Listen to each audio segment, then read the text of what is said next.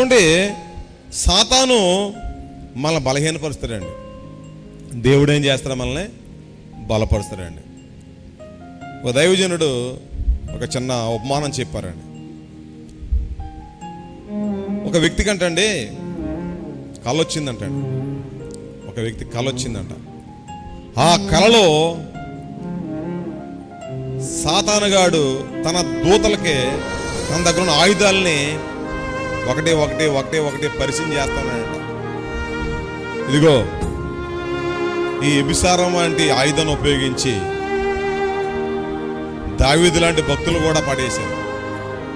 ఇదిగో ఈ దొంగతనమనే ఆయుధం ఉపయోగించి ఆకాన్ లాంటి వారిని, చాలామంది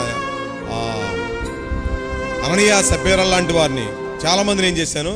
బిలాం లాంటి వాళ్ళని కూడా పడేశాను అని వాడి దగ్గర ఉన్న ఆయుధాలు ఏమైతే ఉన్నాయో ఒకటి ఒకటి ఒకటి తన దూతలకు ఏం చేస్తున్నాయంటే ఎక్స్ప్లెయిన్ చేస్తున్నాయంట. ఇదంతా కల్లో వ్యక్తి చూస్తా ఉన్నాడు. ఆఖరగా ఒక ఆయుధం బాగా అరిగిపోయి కరిగిపోయి ఉందంట.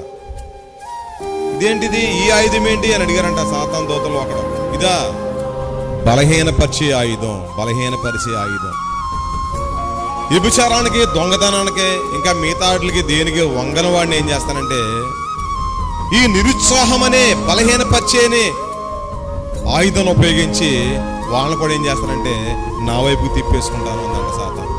వెంటనే అతనికి తుల్లిపడి లేచి అయ్యి బాబు సాతాను ప్లాన్ ఇదని అతను మళ్ళా ప్రభు మీద ఆనుకున్నాడంట.